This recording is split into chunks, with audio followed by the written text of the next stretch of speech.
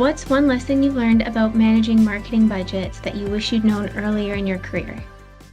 I would tell myself to adopt the vibe, the mentality of my leader at the time because I thought what really made me stand out in marketing was that I really liked Excel and I was very good at it. And so starting off in event marketing, I could track the budget down to the penny. So I did. And it could be segmented 8,000 different ways.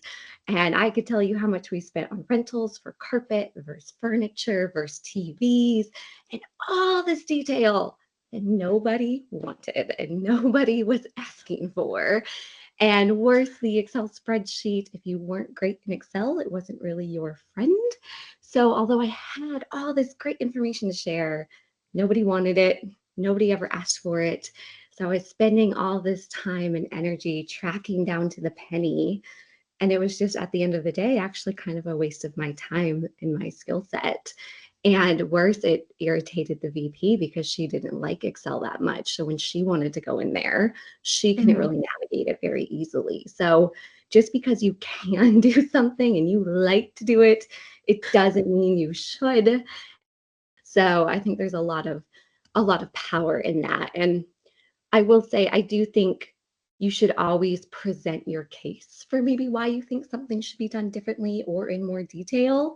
But if that still doesn't resonate and that's not what leadership wants to do, there's a lot of power in being flexible and adjusting your approach. And then that makes you stand out and opens up career opportunities as well. And my degree included learning how to do advanced things in Excel and building some really, really cool stuff. And I liked numbers. I liked looking at them. It didn't bother me to track it.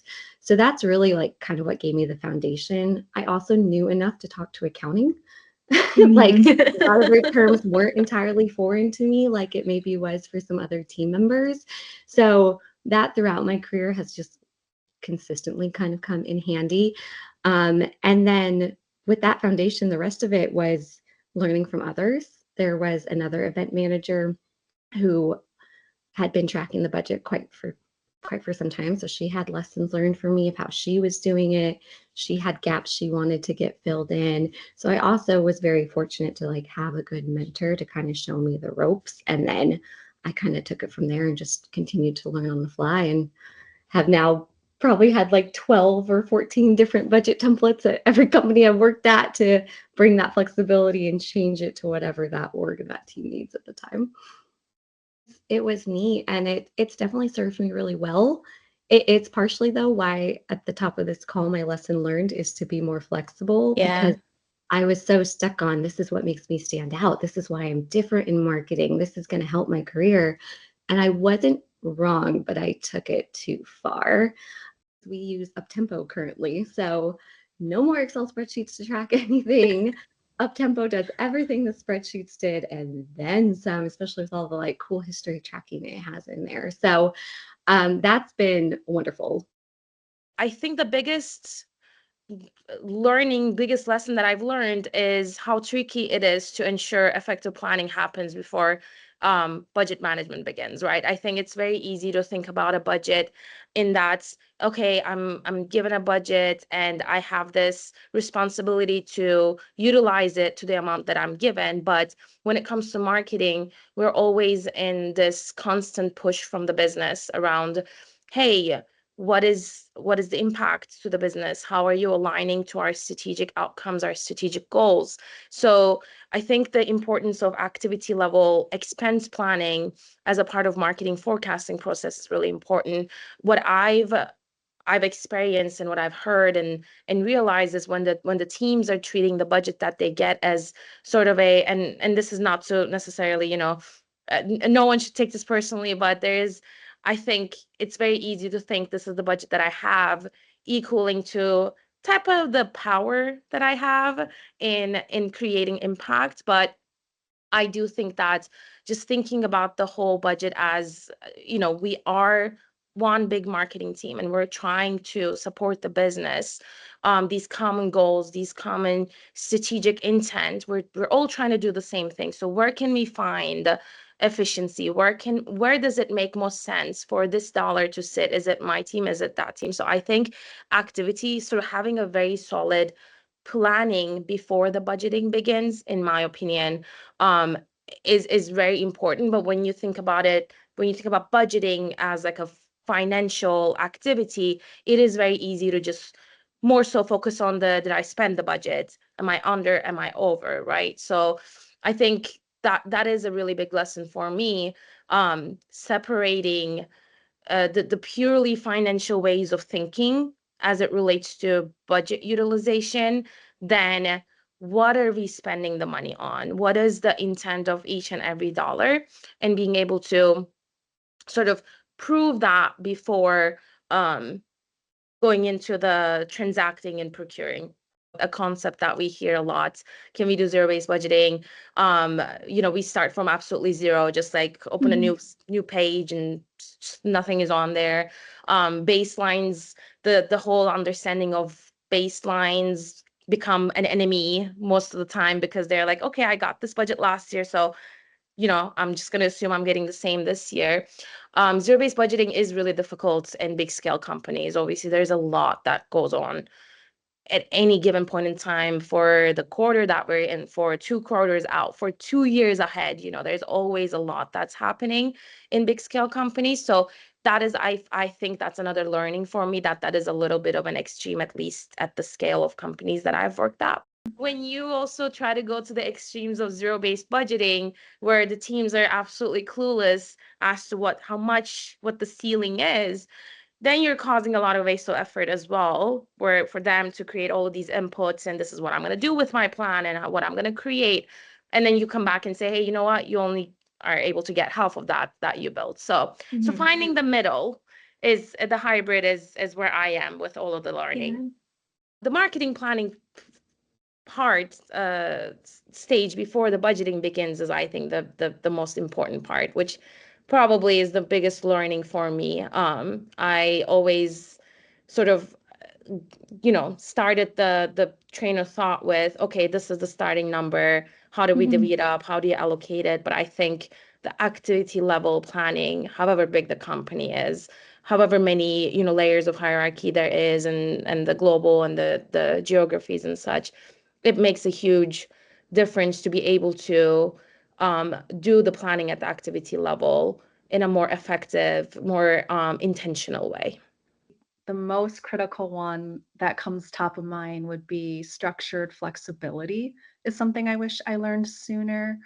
Like early in my career, I thought effective budgeting and budgeting management meant like really locking in the numbers, doing things on time, sticking to your plan that, you came up with this great plan in the beginning. So stick with it, do as best as you can, and knowing your P&L and like inside and out, just in case you ever got questions. And there's definitely value to that. But over time, I learned like best budgets aren't rigid. They're adaptable frameworks, and it balances clarity, it balances flexibility. So then you can shift depending on what the changing priorities might be. And that could be things like we talked last time, like questions you're asking yourself, like what's going on in the marketplace? What's going on in this country? What's a new opportunity? How's something performing? You get to really think about all those questions. That allows you to build out a more flexible framework. You mentioned having flexibility into the structures of your budget. Can you tell me a little bit more about like what that means for you?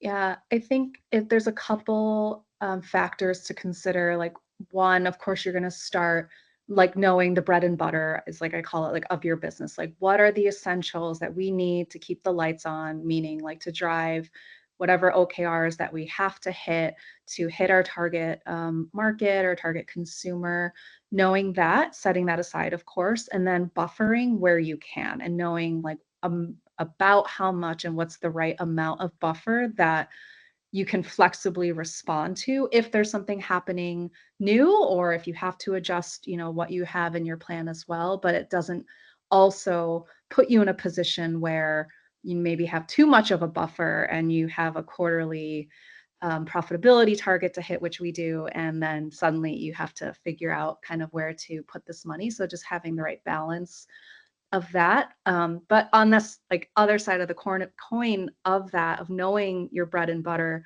I think being open to just not, this is what we've done in the past. This has worked well for us. Like you have to be open to making those real-time adjustments. It's a very dynamic place. And I think high-performing teams do that and they make shifts proactively based on performance data as well. I think this mindset shift of like flexible, like structured flexibility really drives a lot of success. Yeah, that makes a lot of sense. And I was going to ask about that as well, like how you kind of work that flexibility into a bit of some of your processes, like, how often you're checking in on where you are against targets, maybe for your budget to think like, Yeah. when is the time for us to maybe act on some of those different scenarios that you had planned? Yeah. I always like to think of it as working backwards, I think, which probably most of us do, right? Like we have to know, like, is it a hard, like, is it the deadline? Is it a goal? Like whatever it is that you're driving towards, like the impact. And I think backing into that. So like really low hanging fruit, I think would be like having good relationships with your finance partners. Like that is just a must. And it's so easy to do just by having those regular touch points with them, understanding their process, what they're looking for, then can help you better anticipate. So like you have the standard cadence of, monthly forecast, quarterly forecast, and then laddering up to significant meetings with leadership, with the board of directors, things like that, that can help you understand larger picture and like what their priorities are and like how do I fit into that.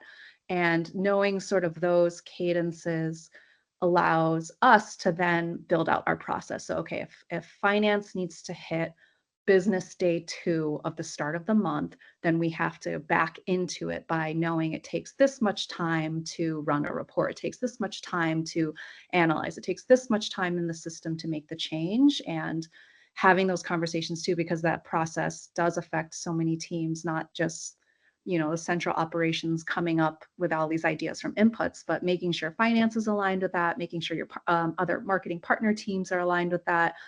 And I think that's really all just through the lens of something we're always talking about is proactive versus reactive. Like, how can we move as much of the work as we do to being proactive versus reactive?